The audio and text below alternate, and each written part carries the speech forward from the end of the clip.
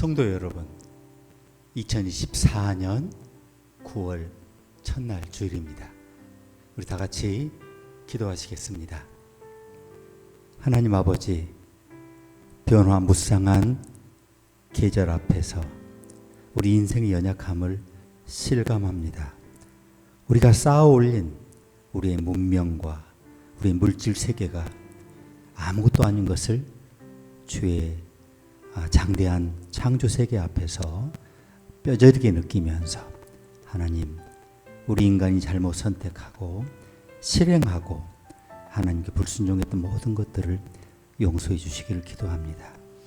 하나님께서 이 거대한 우주 만물을 창조하시고 낮에는 햇빛으로, 자에는 밤에는 별빛으로 사람을 차별하지 않으시고 우리에게 자신을 계시하시는데, 우리는 창조주 하나님을 잊고 거역하며 금수와 물질을 섬기며 물신을 섬기며 하나님께 멀어져 가고, 십자가를 통해 자신을 계시하신 하나님의 분명한 구속의 교리에도 불구하고 내 자신대로 살았던 지난 날, 또 지난 한 주간을 회개하오니 우리의 모든 허물과 죄악을 용서하시고 십자가의 보혈로 씻어주시고 하나님, 새롭게 다가오는 모든 변화 앞에 부활하신 주님의 능력을 붙잡고 세상을 이기고 기후를 이기고 나를 이기고 모든 의심을 이겨낼 수 있도록 축복하여 주시옵소서.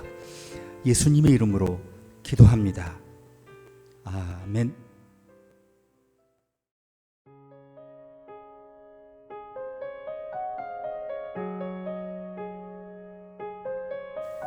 여호와는 나의 목자시니 내가 부족함이 없으리로다. 그가 나를 푸른 초장에 누이시며 쉴만한 물가으로 인도하시는도다. 내 영혼을 소생시키시고 자기 이름을 위하여 의의 길로 인도하시는도다. 내가 사망의 음침한 골짜기로 다닐지라도 해를 두려워하지 않을 것은 주께서 나와 함께 하심이라. 주의 지팡이와 막대기가 나를 안위하시나이다.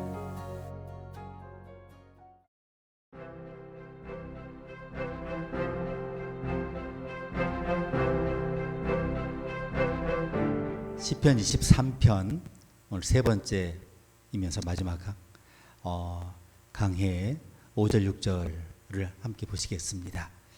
오늘 이 시편 9절의 제목은 최종 목적지입니다. 최종 목적지, Final Destination, 최종 목적지.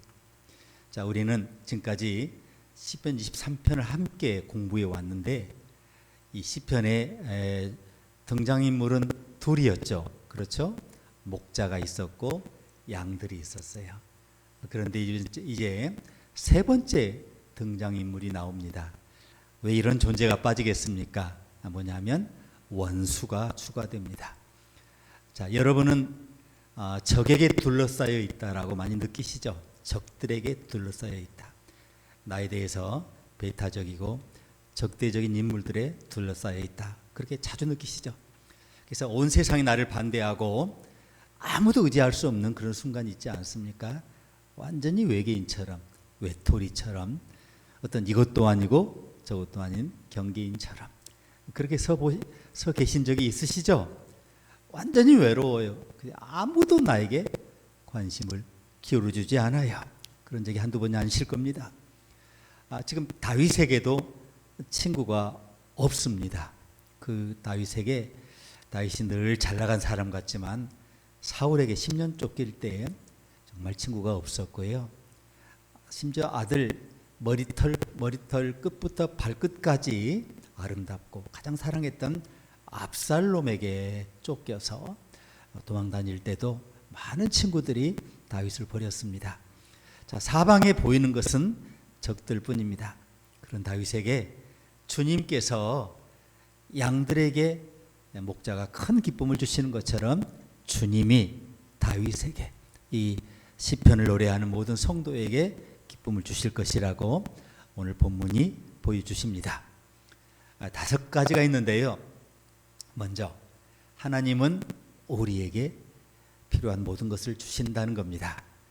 5절 상반절 5절을 셋으로 나누었을 때 첫 부분을 보면 주께서 내 원수의 목전에서 내게 상을 차려주시고 그럽니다. 이 장면이 들판에서 파티장으로 바뀐 것을 알 수 있어요. 오솔길에서 식탁으로 레스토랑으로 무대가 바뀝니다.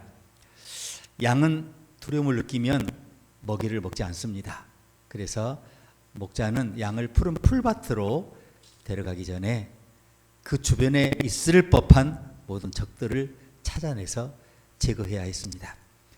목자는 양에게 치명적인 게 많잖아요. 독초가 있고 양이 또 뭐 걸러 넘어질 말뚝이 있을 수 있고 나뭇가지 같은 위험 요소가 있지 않겠습니까? 이걸 일일이 제거해야 했습니다. 또 양을 공격하기 위해 숨어있는 들개 혹은 늑대를 찾아내서 먼저 쫓아내야 했습니다. 양을 해칠 수 있는 어떤 것도 그 들판에 있지 않은지 먼저 사전에 철저히 확인해야 했다는 겁니다. 자, 중동의 많은 지역에는 땅 밑에 독사들이 있어요. 한번 물려서 죽지는 않는데 작은 독사인데 독사가 작은 구멍에서 불쑥불쑥 튀어나온다는 거예요. 근데 주로 양들의 코를 공격한답니다. 그러면 이 뱀에 물리면 즉시 죽지는 않아요. 그런데 염증이 생겨서 신속히 조치를 취하지 않으면 결국 양이 죽을 수 있었습니다. 그래서 목자는 들판을 오르락 내리면서 뱀구멍을 찾아내야 돼요. 뱀구멍을 식별해서 뭘 하느냐? 자, 그 구멍 위에 기름을 붓는 겁니다. 기름을. 그래서 독사들이 미끄러워서 그 위로 못 올라오도록 그래서 사전 조치를 해야 됐어요. 자, 목자는 양들이 두려움 없이 말씀드렸죠. 두려우면 안 먹어요. 그러니까 두려움 없이 공포 없이 풀을 섭취하도록 환경을 관리해야 했어요. 자, 풀을 뜯은 후에 양들이 이제 되새김질을 하지 않습니까? 배를 이렇게 팽팽히 채우고 나서 그때 안심하고 새김질하도록 평화롭게 뜯고 새김질하도록 그런 그 환경을 관리해야 했습니다. 양들을 위해서 식탁을 준비하는 것이 목자의 첫 번째 일이었다는 겁니다. 그래서 양들은 자기들이 적어도 서 있는 지금 앉아 있는 누워 있는 그 들판 주변에 늑대나 들개, 곰과 뱀이 많을 거다 이걸 인지하면서도 적어도 자기 주변에 목자가 있으니까 목자가 있는 한 그런 적들은 다가올 수 없다는 걸 알고 안심했다라는 겁니다. 사랑하는 친구와 사람들로 둘러싸여 음식을 먹으면 그렇게 기분이 좋고 소화도 잘 되지 않습니까? 더 많이 먹게 되죠. 하지만 나를 미워하는 사람들 틈에 다 끼어 있다고 생각해 보세요. 낯선 사람 틈에 끼어 있다고 생각해 보세요. 그 음식이 넘어가겠습니까? 그래서 목자가 여러분과 저를 지켜보고 옆에서 계시기 때문에 어느 경우도 우리는 그런 공포의 환경 가운데 들어가지 않습니다. 자, 그분이 가까이 계세요. 이거를 신학적으로 임재라고 하시는데 그분은 언제나 성령을 통해서 우리 영에 임재해 계시고요. 그러니 아무도 여러분을 해하려고 다가올 수 없다는 것을 오늘 성경은 보여주십니다. 오늘 성경 두 번째 가르침은 우리에게 필요한 것을 다 주시는 하나님입니다. 자, 5절 여기에 보니까 기름을 내 머리에 부으셨으니 그럽니다. 기름을. 목자가 기름을 사용한 이유가 뭘까요? 두 가지가 있습니다. 첫째는 기피제 또한 약으로 사용했다는 겁니다. 목자는 그 양의 머리에 올리브유 그리고 올리브유만 있는 게 아니고 유황을 섞은 기름을 발라줘요. 기름은 두 가지 역할을 했습니다. 우선 양의 코 안에 있는 유충과 알을 죽여요. 또한 파리가 양을 괴롭히지 못하도록 방충제 역할도 했어요. 기름을 바르고 나면 그 부분에 파리떼가 접근을 못했습니다. 그래서 그 기름은 또한 고약이나 연고로 사용됐어요. 양이 상처를 입으면 그 상처에 먼지의 부스러기가 들어가게 돼요. 그래서 상처를 깨끗이 씻지 않으면 어떻게 돼요? 상처가 곪아서 양의 혈류를 오염시킬 수 있죠. 그러면 양이 죽을 수가 있습니다. 그래서 목자는 기름으로 상처의 먼지를 닦아내는 그런 일을 했고요. 상처가 신속히 아물 수 있는 그런 탁월한 연고 역할을 했다는 겁니다. 양들이 파리에게 물렸어요. 이제 상처가 났어요. 자, 그러면은 그 뭐 파리채가 필요하겠어요. 거기에 총을 쏘겠어요. 뭐 수류탄을 투척하겠어요. 다 필요 없어요. 아스피린이 무슨 소용이 있어요. 파리에게 물렸어요. 지금 당장. 그때는 딴 게 필요 없어요. 목자의 보살핌이 필요해요. 목자가 다 알아서 해주세요. 목자는 양들의 상처를 치료하고 고통을 달래주고 양에게 필요한 것을 주기 위해서 그 자리에 있는 겁니다. 우리가 상처를 입었을 때, 아플 때, 정말 슬픔에 빠질 때, 힘들 때, 인생의 일로 괴로울 때, 자, 항상 하나님께서 성령의 기름을 통해서 그 일을 하시는 것을 믿으시기 바랍니다. 성령의 기름을 우리의 머리와 마음에 부으셔서 우리를 이렇게 진정시켜 주십니다. 여기 단수형이 눈에 띄지 않습니까? 그분은 우리의 머리에 기름을 바르신다 이렇게 말씀하지 않고요. 내 머리에 기름을 부으신다고 말씀하십니다. 자, 내 머리, 나의 머리, 단수형이죠. 아주 개별적인 개인적인 표현입니다. 자, 하루가 끝나면 목자가 잠자리 들기 전에 마지막으로 하는 일이 뭐예요? 각각 한 마리 한 마리 양들에게 뭐 파리떼에 물려서 부었거나 염증이 있거나 상처가 없는지 문제가 없는지 일일이 살피는 것이었습니다. 목자는 양떼를 사랑했지만 무리로 사랑한 게 아니고요. 한 마리 한 마리 사랑하십니다. 그래서 하나님과 함께하면 결코 어떻게 돼요? 군중 속에서 군중의 하나로 그렇게 길을 잃지 않아요. 양떼 속에 묻혀서 군중 속에서 결국 이렇게 주목받지 못하는 그런 인생이 아니라는 거예요. 하나님은 그래서 언제나 정확한 타이밍에 여러분의 필요를 채우시려고 그곳에 계십니다. 때가 안 돼서 안 나타나시는 것이지 때가 되면 즉시 움직이시는 게 하나님의 일입니다. 오늘 본문 세 번째 가르침은 하나님은 우리에게 필요한 그 이상을 주신다는 겁니다. 5절 하반절을 보니까 내 잔이 넘치나이다. 저는 이 표현이 너무 좋습니다. 성경에서 넘치는 잔은 안전한 만족의 상징이에요.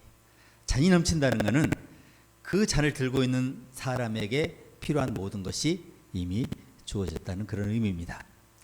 여러분이 파티 축제에서 컵을 다 비우면 호스트가 리필해 주죠. 호스트가 계속 컵을 채워줘요. 계속 머물 수 있다. 계속 머물다 가시라는 거예요. 하지만 컵이 비어 있는데 더 이상 리필해 주지 않으면 뭐예요? 끝났다는 거예요. 가시라는 거예요. 이제 나가야 한다는 뜻이에요. 이 주인이 여러분을 정말 좋아해서 그렇지만 오래 머물기를 원한다면 계속해서 여러분의 잔을 주님이 채워주십니다. 하나님께서 그분의 축복으로 여러분의 잔을 가득 채워서 그분과 영원히 교제하기를 원하신다라고 성경은 분명히 말씀하십니다. 목자는 양떼에게 물이 필요하죠. 네, 그때 주변에 물이 없어요. 시냇가를 찾아가야 해요.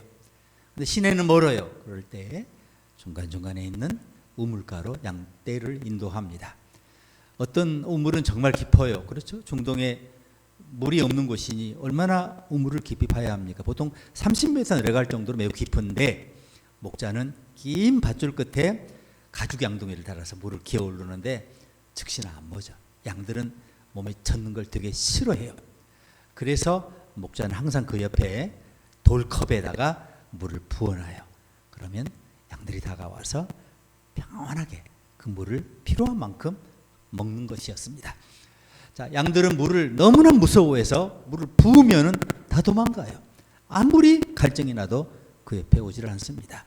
그래서 목자는 양들이 물을 편하게 마실 수 있도록 컵에 물을 가득 채웠어야 했습니다. 지금 당장 우리의 잔이 용서로 넘친다고 말할 수 있어요. 하나님은 단지 우리를 용서하시는 것이 아니고요. 이사야 55장 7절을 보니까 악인은 그의 길을, 불의한 자는 그의 생각을 버리고 여호와께 돌아와. 그러면 그가 어떻게 해요? 공의를 여기시리라. 우리 하나님께로 돌아오라. 그가 너그럽게, 너그럽게로 번역됐는데 헬라 원어로는 풍성하게입니다. 풍성하게 용서하시리라. 이렇게 말씀하십니다. 자, 우리가 기도할 때 하나님은 그 작은 기도에만 응답하지 않으시고요. 에베소서 3장 20절을 보니까 하나님은 우리 가운데서 역사하시는 능력대로 우리가 구하거나 생각하는 모든 것에 더 넘치도록, 여러분 이 말씀 붙잡으세요. 더 넘치도록 능히 하실 수 있다고 하십니다. 자, 베드로전서 1장 8절을 보니까 예수를 이제 너희가 보지 못하나 믿고 말할 수 없는 영광스러운 즐거움으로 기뻐하니, 이렇게 말씀해요. 우리의 잔이 기쁨으로 지금 넘치고 있지 않습니까? 그것은 하나님 우리에게 기쁨만 주시는 것이 아니기 때문에 그래요.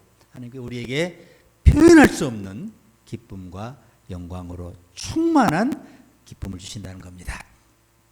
오늘 가르침 네 번째는 선하심과 인자하심. 인자라는 말이 자비라는 말도, 긍휼이라는 말도 되는데, 선하심과 인자하심이 평생 우리들을 따른다고 하십니다. 목자는 양을 운전하는 게 아니고요, 양을 인도합니다. 그래서 항상 목자는 앞에서 먼저 나가요. 항상 양무리 앞에 목자가 있어요. 하지만 그럼 뒤는 어떻게 합니까? 뒤는 충성된 목자의 개들이 있어요. 개들이 목자의 명을 받아 양떼 끝을 관리해요. 보통 두 마리가 항상 뒤에서 이렇게 뭐가 다가오지 않나 살폈다는 겁니다. 개의 임무는 양들의 뒤를 따라다니면서 혹시 양이 무리에서 이탈하거나 양이 다치거나 양이 뒤처지기 시작하면 주인에게 치줘요. 주인에게 사실을 알려주는 겁니다. 다윗은 우리 삶에서 선과 자비는 신성한 양치기 목자의 개와 같다라고 말해요. 선과 자비가 항상 우리들을 따라옵니다. 우리를 지켜보고 도움이 필요할 때 즉시 달려들어 우리를 도와준다는 겁니다. 우리에게는 선과 자비가 다 필요해요. 우리의 발걸음에 선하심이 필요해요. 우리가 걸려 넘어질 때는 하나님의 자비가 필요하죠. 하나님의 선하심이 나를 공급하고요, 하나님의 자비가 나를 위로합니다. 하나님의 선하심이 나를 돕고 하나님의 자비가 나를 치유합니다. 하나님의 선하심이 공급하시고 하나님의 자비가 나를 용서하십니다. 예레미야 3장 22절 보면, 예레미야 애가입니다. 애가 3장 22절을 보면 여호와 인자와 긍휼이 무궁하심으로 우리가 진멸되지 아니함이니이다 그래요. 이것들이 아침마다 새로우니 주의 성실하심이 그도소이다. 자, 여호와 인자하심 말미암아 우리는 소멸되지 아니하나니 이는 그의 긍휼이 식지 아니함이로다. 그 인자심이 매일 아침 새롭도다. 영어 성경은 이렇게 번역했더라고요. 선지자가 아침의 자비가 매일 아침 새롭다는 사실에 감탄하는 이유, 감사하는 이유가 뭐예요? 여러분과 저에게 하나님의 자비가 필요하지 않은 날이 하나도 없는데 정확히 풍성히 공급되더라는 거예요. 부모가 어린아이를 따라다니는 모습을 생각해 보세요. 발달이 좀 느리거나 이런 자녀들 있잖아요. 말이 느리거나 눈치가 느리거나, 특히 남자아이들 그렇지 않습니까? 그 부모가 얼마나 어린애를 쫓아다녀요. 어떤 아이는 너무 빠른데 부모는 느려요. 그러면 막 기를 쓰고 땀을 뻘뻘 흘리며 아이 속도를 맞추려고 막 달려가는 모습을 봐요. 상상해 보십시오. 하나님은 우리에게 그렇게 하세요. 우리가 흘리는 것 끊임없이 주우면서 쫓아오신, 우리가 실수하고 망치고 일이 엉망이 돼도 하나님 항상 우리 뒤에서 모든 것을 주워 모으시고 다시 수습하시고 엉망진창을 이렇게 매끈하게 처리해 주십니다. 그것이 바로 뭐예요? 하나님의 자비라는 겁니다. 선하심과 자비가 어떤 날만 필요한 게 아니에요. 우리의 인생 모든 날에 따라다닌다는 말이 너무 감격스럽지 않습니까? 하나님의 선하심과 인자하심이 뭐 아침에는 좋고 어떤 날은 바뀌고 절대로 그렇지 않아요. 하나님은 인생하고 달라요. 네. 우리는 표정 관리도 못해서 아침에 마음 다르고 저녁 때 마음 다르고 아침에 태도 다르고 저녁에 태도 다르고 막 조숙간에 막 바뀌지 않습니까? 네. 자, 그분은 하루는 선하시고 다음 날은 악하거나 그런 분이 아니에요. 동일하신 분이에요. 하루는 자비롭고 다음 날은 이렇게 자비롭지 않은 그런 분이 아니에요. 우리 인생의 모든 날에 하나님의 선하심과 자비하심이 항상 같은 풍성함으로 우리 곁에 있다는 겁니다. 여기에 확실이라는 단어가 나오죠. 자, 여러분이 하나님의 자녀잖아요. 그리고 주님이 여러분의 목자시잖아요. 그러니까 여러분은 물음표로 미래를 맞는 게 아니에요. 예. 자, 여러분은 느낌표로 미래를 맞이합니다. 하나님의 선하심과 자비가 지금부터 1년 뒤까지가 아니에요. 지금부터 영원까지 여러분을 따를 겁니다. 그것이 보이지 않을 때가 많죠. 솔직히 느끼지 못할 때가 많죠. 우리가 피조물이었고 아담의 우리 죄 때문에 그래요. 못 느끼고 못 봐요. 하나님 자기를 충분히 계시하셨는데 그 보는 수신기가 망가졌어요. 찾기 힘들 수 있지만 이 둘이 항상 여러분을 따르는 것을 여러분 믿으시기를 바랍니다. 자, 5번째 마지막인데요. 이제 하나님의 영광이 여러분을 기다리고 있다는 것을 주목하시기 바랍니다. 자, 목자들은 항상 이동 중이지 않습니까? 양들의 먹을 것을 찾아서. 그래서 주로 천막에서 살아요. 양들이 한 곳에서 풀을 다 먹어치우면 바로 다음 날 다른 장소로 옮겨가야 돼요. 그렇지 않으면 양들이 안 먹어요. 신기하게도 양들은요, 염소가 킁킁거리는 뭘 뜯잖아요. 그 다음에 안 먹어요. 누가 물어 뜯잖아요. 먹은 그렇게 침이 묻은 풀은 귀신같이 알아차리고 안 먹어요. 그러니까 매일 새로운 목초지를 향해서 목자는 이동해야 하는 거예요. 자, 하지만 다윗은 언젠가 나는 마지막 발걸음을 내디딜 것인데 최종 목적지에 도달할 것인데 그곳이 어디냐? 바로 나의 집이다. 주님의 집이 될 거라고 말씀합니다. 이 목적지는 그냥 장소가 아니라 사람이에요. 우리는 교회하면 무슨 교회당. 여러분 요즘은 교회들 가보면 조금 목사님들이 오해를 하시는지 자꾸 교회 브랜드를 강조를 해요. 기도할 때도 교회 브랜드. 그게 브랜드인지 사람인지 건물인지는 모르겠는데 교회는 일단 여러분의 회중입니다. 한 사람 한 사람 여러분의 상호적 네트워크, 사회학적인 용어로 상호작용, 여러분의 그 인적 네트워크, 하나님과의 영적 교제, 이게 교회지. 브랜드가 여러분을 권하는 건 절대로 아니에요. 그러니까 자, 그래서 시편은 이걸 강조합니다. 주님으로 시작해서 주님으로 끝나요. 예수님은 요한복음 14장 2절에서 내 아버지 집에 거처가 많도다. 그렇지 않았더라면 내가 너희에게 말하였으리라. 내가 너희를 위하여 거처, 처소를 예비하러 가노니 라고 말씀하셨죠. 기억하시죠? 여기서 처소 혹은 어떤 성경 거처라는 이렇게 한국어로 번역된 단어는 영어 성경에는 신통하게도 맨션이에요. 맨션. 바로 여러분 맨션 알죠? 맨션. 그 맨션을 의미해요. 여러분이 주님의 양이고 주님이 여러분을 목자이시기에 여러분은 주님의 집에서 천국에서 최고급 맨션을 확정받았어요. 그리고 예약돼 있어요. 뭐 오전 11시 심지어 10시 12시에 쫓겨나가는 그런 맨션이 아니고요. 체크하고 할 필요가 없는 영원한 여러 명의 맨션이 천국에 준비된 것을 여러분 믿으시기를 바랍니다. 저는 미래에 대해서 모두 몰라요. 어떻게 죽을지 모르겠습니다. 언제 죽을지도 몰라요. 괜히 알고 싶지 않아요. 알면 무섭고 슬플 것 같아서. 그러나 미래에 대해서 정말 몰라요. 모르고 싶어요. 하지만 이건 알아요. 내가 주님의 집에 영원히 거하리로다. 미래의 종말의 최후에 대해서는 알고 있습니다. 이 시편을 공부하면서 하나님께서 가장 좋은 것을 여러분의 마지막을 위해 남겨주셨다는 사실에 여러분 위로받으시기 바랍니다. 이 구절이 여러분과 저를 너무나 축복하시는 것 같습니다. 이 시편의 첫 마디에서 우리 결코 부족함이 없을 것이라고 말씀하셨죠. 우리가 배고플 때 푸른 초장으로 인도해 주신다고 하십니다. 우리가 목마를 때 우리를 잔잔한 물가로 인도하신다는 겁니다. 우리가 쓰러졌을 때 우리를 일으켜 세우시고 항상 의의 길, 올바른 길로 인도하신다는 겁니다. 우리가 사망의 음침한 골짜기로 다닐 때에도 그분의 지팡이와 막대기로 우리를 보호해 주신다고 분명히 약속하십니다. 우리가 원수들에게 둘러싸여 있을 때도 적들에게 둘러싸여 있을 때도 그분이 우리 곁에 계시다는 것을 알기에 우리는 그분의 식탁에서 평온하고 확실히 찬 식사를 매일 즐길 수가 있는 것입니다. 오늘 다윗은 우리의 이 지상에서의 여정이 선과 자비로 가득하다라고 고백합니다. 이 땅에서 그분을 알고 그분을 사랑하고 그분을 경배하고 그분을 섬기고 찬양하는 것이 그래서 너무나 축복이고 놀라운 일이라고 간증하죠. 다윗은 평생 군인의 삶을 살았고 사람 많이 죽였어요. 그래서 그 이유 때문에 성전을 짓고 싶었지만 하나님이 허락하지 않으셨습니다. 언제나 적에게 쫓겼어요. 그게 군인 황제의 특징입니다. 평온한 때에도 신하 혹은 가족의 배신에 치를 떨었어요. 평생의 비바람 아래 머물렀습니다. 그런데 다윗은 그의 삶에 때때로 좋을 때가 있었지만 최고의 때는 오지 않았다고 확신하면서 이 시편을 마무리합니다. 최종 목적지에 도착할 때까지 아무것도 다윗은 보지 못했다는 겁니다.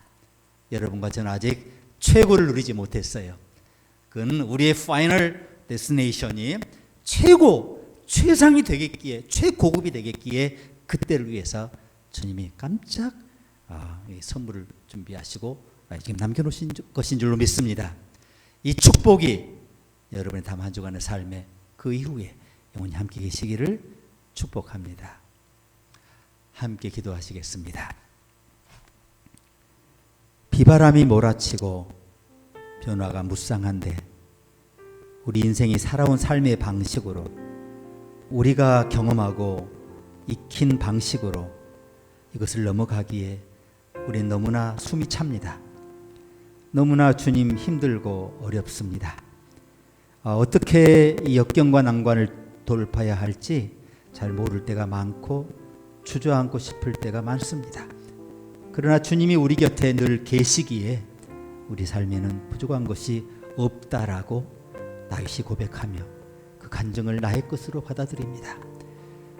최고의 것이 준비되어 있고 우리의 최후의 목적지에 그것이 우리에게 영원한 선물로 주어질 것을 알기에 오늘 비록 적대적인 기후와 세력과 사회 환경에 둘러싸여 있지만 우리는 적들에게 둘러싸인 존재가 아니라 주님 곁에 있는 존재로 항상 감사하며 평온하며 하나님을 찬송하면서 하나님을 누리면서 살아갈 수 있도록 우리의 다음 한 주간 그 이후의 삶을 축복하여 주시옵소서.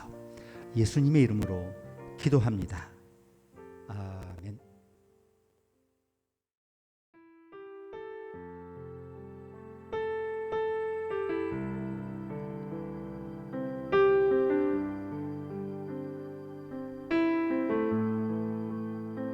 주 여기 함께 하시네.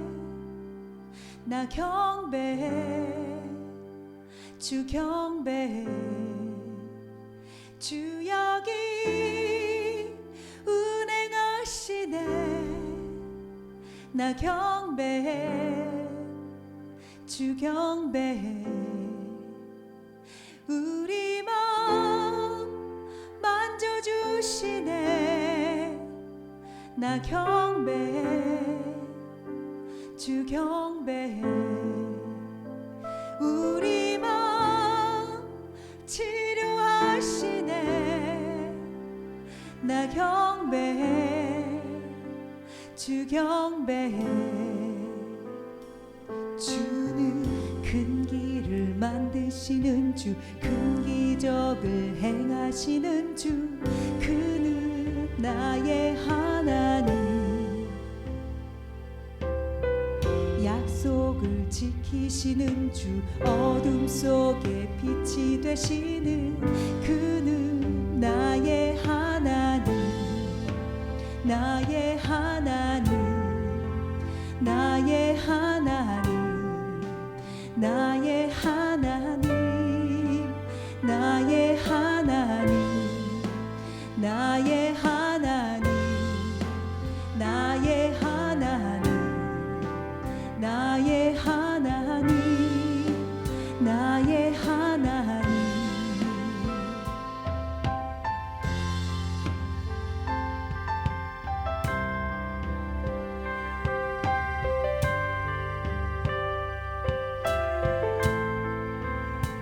우리 삶 돌이키시네.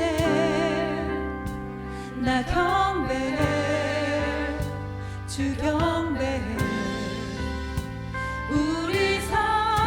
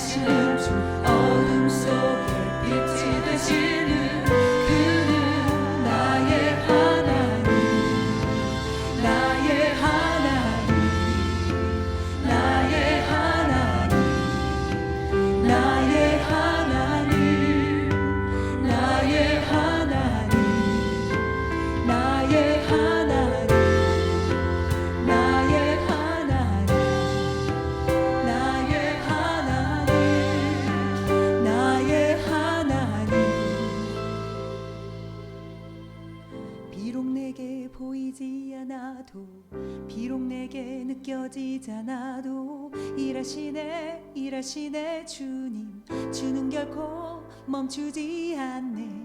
비록 내게 보이지 않아도 비록 내게 느껴지잖아도 일하시네 주님 주는 결코 멈추지 않네.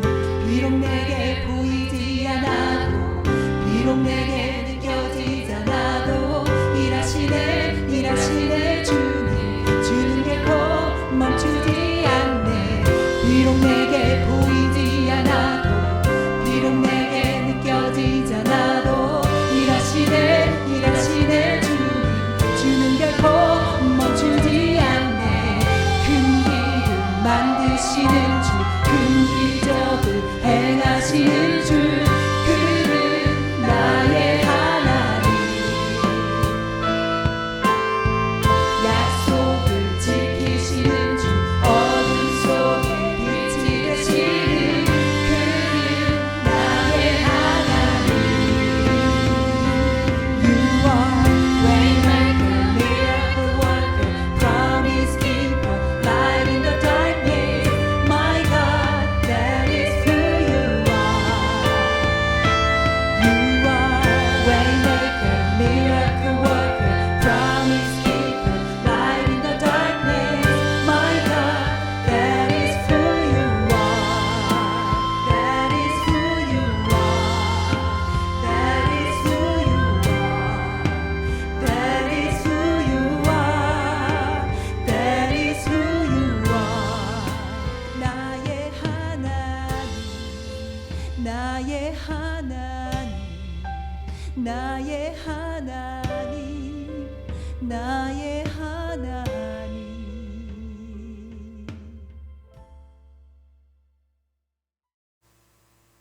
지금은 우리 구주 예수 그리스도의 크신 은혜와 하나님 우리 아버지의 만극하신 사랑과 성령의 내재 교통 충만하심이 이렇게 도무지 종잡을 수 없고 도무지 감당할 수 없고 도무지 넘어설 수 없을 것 같은 우리의 환경과 미래와 역경 가운데 오직 주님만을 바라보면서 어떤 풍랑에도 흔들리지 않고 주님을 노래하며 주님이 옆에 계시기에 그가 최종 목적지에 나를 이끄실 것을 믿고 모든 사건과 모든 일과 모든 과제와 모든 문제와 모든 아픔과 모든 질병과 모든 슬픔과 외로움을 다 넘어서 승리케 하시는 저주치 않고 언제나 축복하며 사랑하며 용서하며 이 풍요로움을 세상과 나누기로 다짐하는 주의 자녀 주의 종들에게 이제와 영원히 함께 계시기를 간절히 축원하옵나이다. 아멘. 큰 길을 만드시는 주 큰 길